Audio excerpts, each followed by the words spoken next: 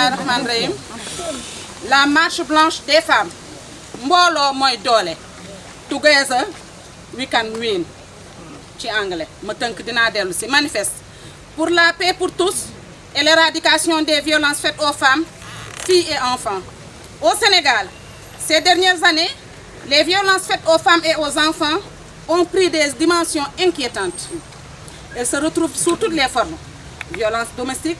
violence conjugale, physique et psychologique, violence sexuelle, violence, viol, mariage précoce et forcé, exploitation sexuelle, fémicide, crime dit d'honneur, mutilation génitale, abus et exploitation des enfants. Le plan d'action national de lutte contre les violences basées sur le genre et la promotion des droits au Sénégal, adopté en 2015, rend compte d'un grand fléau qui gangrène la vie quotidienne des femmes, avec une insuffisance de cadres de prévention, de prise en charge des violences. Ces dernières constituent une atteinte grave aux droits fondamentaux des enfants, des filles et des femmes, avec des conséquences néfastes sur leur bien-être physique, mental et économique. Ce qui justifie l'urgence de ces actions durables, synergiques et de grande envergure, d'où la naissance du collectif La Marche Blanche des Femmes.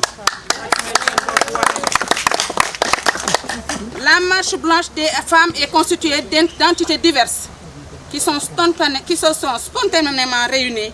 dans un élan de cœur pour œuvrer pour la paix et pour se dresser contre les violences faites aux femmes, aux filles et aux enfants. Le collectif est apolitique et laïque. Il compte à ce jour 700 membres, composés de citoyens du Sénégal, de la diaspora, de regroupements et d'associations professionnelles, de la société civile nationale et internationale et de structures du secteur privé et public. Son ambition principale est de fédérer tous les acteurs et actrices de la lutte contre les violences faites aux femmes, aux filles et aux enfants. La Marche Blanche se veut un levier de plaidoyer pour la mise en œuvre d'actions en vue de l'éradication de toute forme de violence faite aux femmes. Monsieur le gouverneur, la manifestation organisée ce 19 décembre 2021 est la première action femme pour le lancement des activités du mouvement La Marche Blanche, du collectif La Marche Blanche. Elle se tient simultanément dans les 14 régions du Sénégal. C'est ainsi que nous, collectif Marche Blanche, demandons à son Excellence, Monsieur le Président Macky Sall, Président de la République du Sénégal, la reformulation de façon plus égalitaire des dispositions discriminatoires du Code de la famille à l'égard des femmes, notamment les articles 152 et 153 sur le choix de domicile conjugal, les articles 196 alinéa 1 interdisant la recherche de paternité et 277 alinéa 2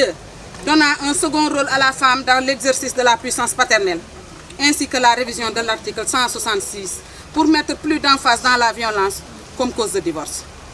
Une réforme du code pénal renforçant la lutte contre les violences faites aux femmes en étendant l'article 319 bis qui réprime le harcèlement sexuel au-delà de la sphère professionnelle. Une généralisation de la peine maximale dans l'infraction est faite sur un mineur de 17 ans. Autonomisé dans l'article 320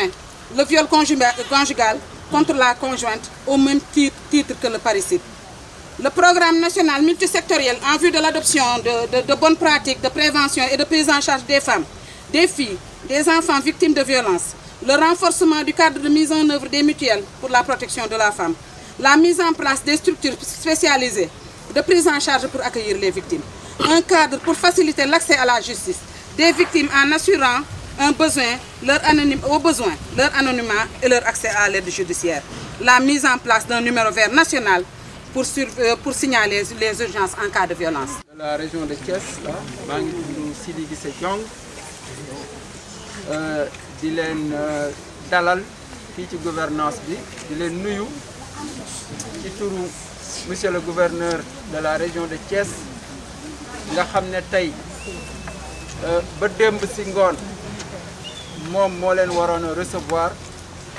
ndax importance boo xam ne jox na ko bis bi mais au dernier moment dafa am empêchement mi ngi noonu di dem mais terewul mu woo ma tey li muy nekk yëpp dimanche nekk repos dominical terewul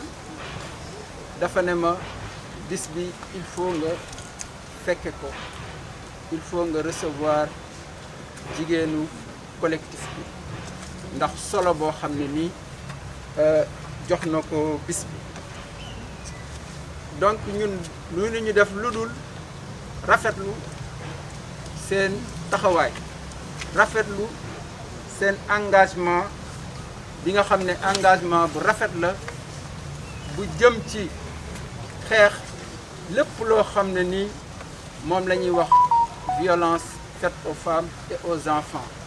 muy lépp loo xam ne nii day néewal doole jigéen walla muy néewal doole xale seen taxawaayu tey nag dina tax ngeen gën a sensibiliser ñi nga xam ne ay victimes lañ ci wàllu violence faite aux femmes dina tax aussi ngeen gën a sensibiliser bépp jigéen bépp góor bépp xale mais également les familles ci problème boobu nga xam ne dañ koy dund fii ci Sénégal te mu nekk loo xam ne àndul ak suñuy aada àndul ak suñu cosaan te nekkul loo xam ne ni suñu mag ñu baax ñi moom la ñu bàyyeel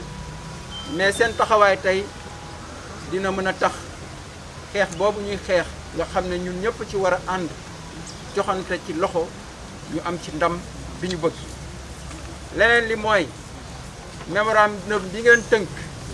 muy këyit bi ngeen tënk ngeen xam ne def ngeen ci lépp lu leen naqari ci wàllu violence faite aux femmes def ngeen ci seen plaidoyer pour que loolu mën a fi jóge ñun de fii au niveau de la gouvernance de Thiès dinañ ko xool bu baax